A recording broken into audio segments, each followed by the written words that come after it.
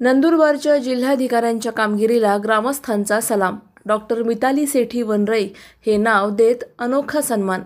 नंदुरबार जिल्ह्यात धडगाव सरकारी कामाला विलंब होतो हे वाक्य नेहमी ऐकायला मिळते, पण नंदुरबार जिल्ह्यात एका अधिकारी मॅडमच्या कार्यपद्धतीने हे वाक्य फोल ठरवलं आहे।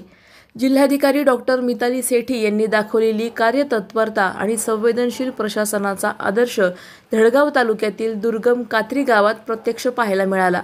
या गावात विकास कामांना गती देताना जिल्हाधिकारी डॉक्टर सेठी यांनी स्वतः पुढाकार घेतला।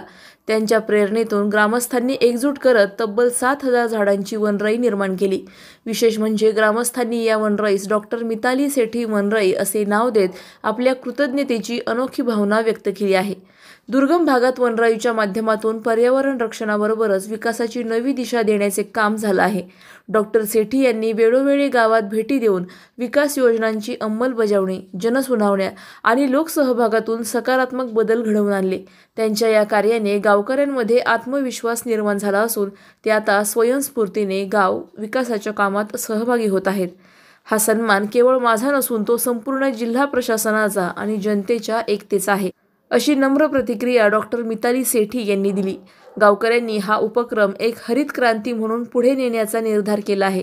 नंदुरबार सारख्या दुर्गम जिल्ह्यातील ही प्रेरणादायक कहाणी आता इतर जिल्ह्यांसाठीही आदर्श ठरणार आहे।